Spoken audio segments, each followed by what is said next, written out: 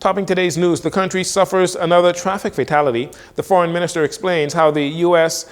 new anti-birthright laws will impact Bahamians. Crew of a Bahamian registered ship released after being captured by Houthi rebels in the Red Sea. An American resident goes missing during a diving expedition, and we get more from the Jcn Person of the Year Awards.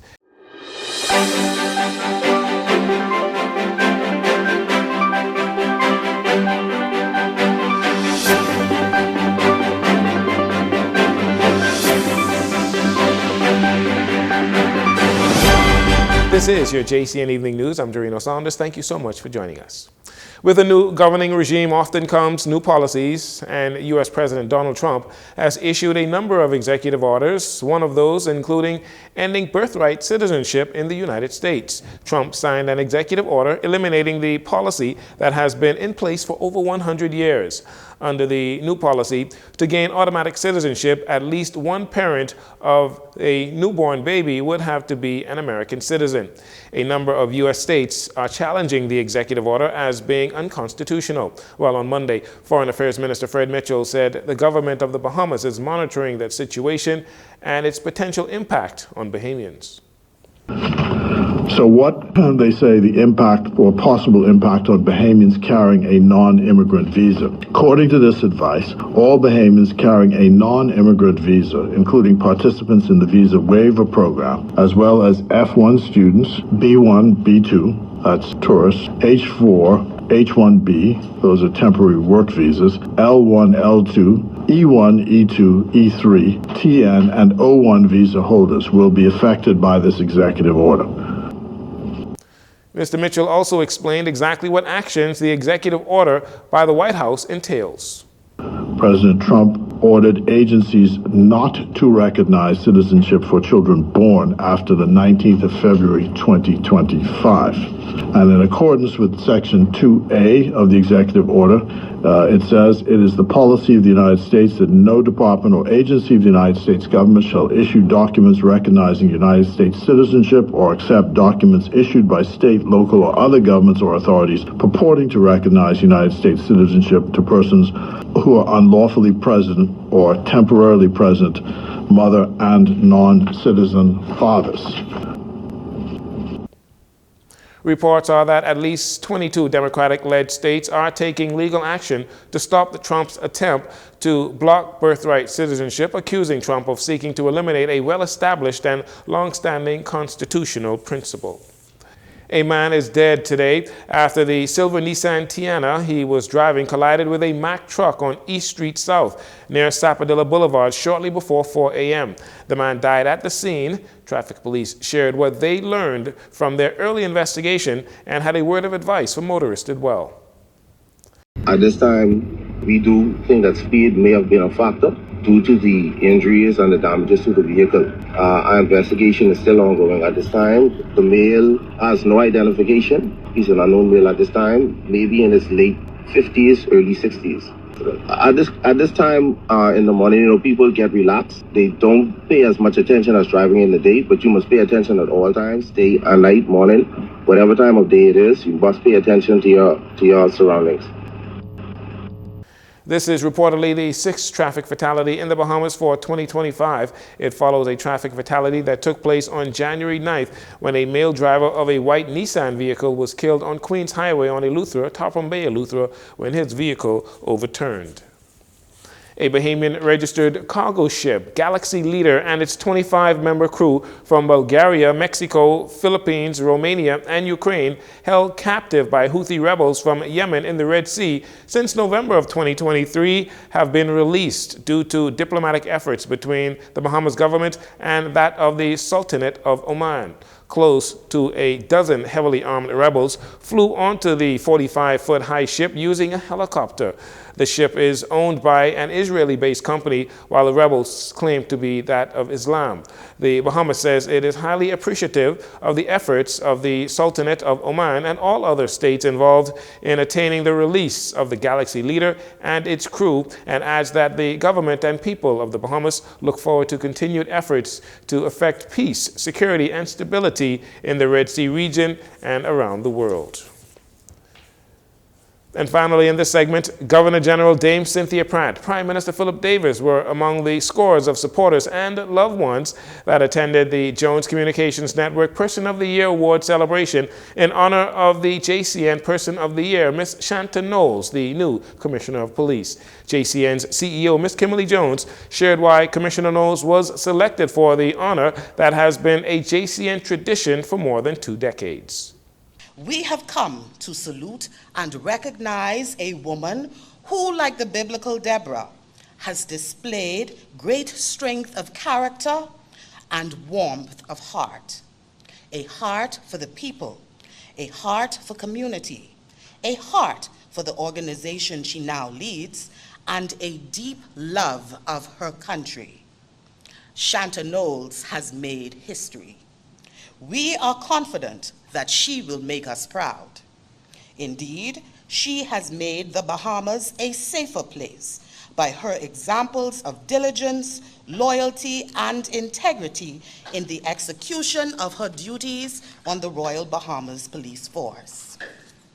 We believe that our civil society will improve for the better when future generations of Bahamians emulate persons like our honorees, and as we strive for excellence in all that we do and work together as a people united for a common good for the continued development of this nation. National Security Minister Wayne Munro, KC, praised Knowles for the work she did as a public prosecutor before going on to introduce the Prime Minister. Over those 3.5 decades, I've had the ability to test her in our various arenas. I found her then, and in working with her now, I find her to be what I would describe as quietly competent. Not confident, quietly competent. You see, she was one of the few police officers who I was unable to shake in cross-examination. She displayed an even temper. She displayed knowledge of the subject matter. And moreover, she displayed fairness. The choice of Commissioner of Police is not that of the Minister of National Security. But I'm pleased to say, Prime Minister, that being the minister charged with working with the Commissioner of Police, I couldn't be more pleased with your choice. Prime Minister Philip Davis praised Commissioner Knowles for her hard work, dedication, and commitment to serving the nation so selflessly. You know, there's a moment in her career that stands out to me. When the former commissioner asked the senior officers who was ready to take on the challenging role of leading the Northern Bahamas, only Shanta stepped forward. She didn't hesitate. She answered the call because that's the kind of leader she is.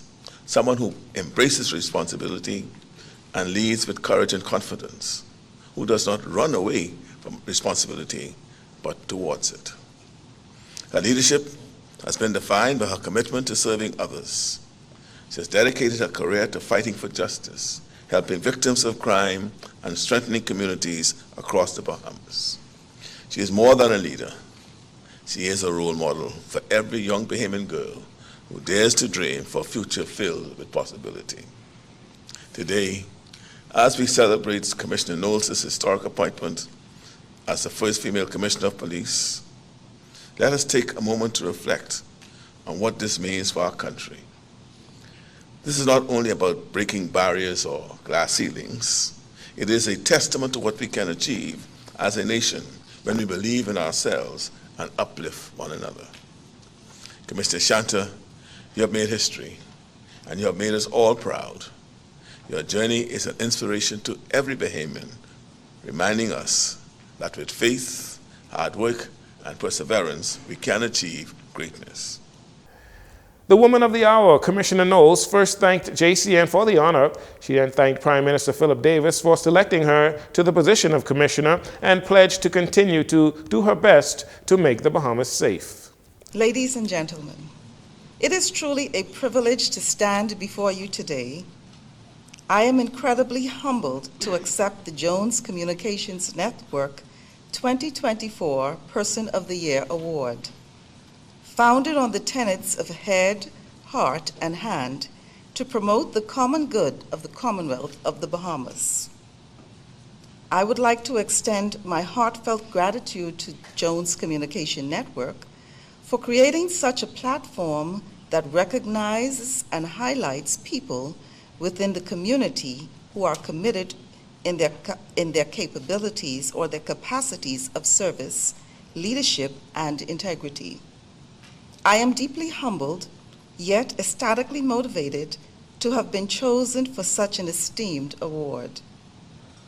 And therefore, I receive this award not just for myself, but on behalf of the many unsung heroes out there within the community who serve tirelessly with dignity, due diligence, and professionalism for the betterment of our nation.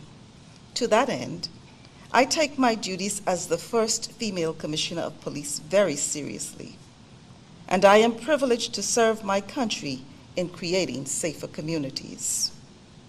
My rise to this position has been defined by 34 years of hard work, challenges, growth, and an unwavering commitment to duty.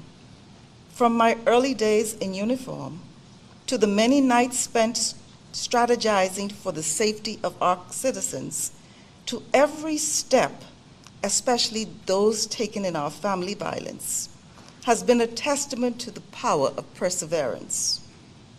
As I navigate this new mantle of leadership, I promise to work even harder than before to keep the Bahamas safe. In addition to family members, Commissioner Knowles was supported by her new executive leadership team of the Royal Bahamas Police Force. Also in attendance were former recipients of the JCN Person of the Year Awards and 5 congressional leaders from the United States. You're listening to JCN News. We'll take a break here. We'll be right back following these commercials.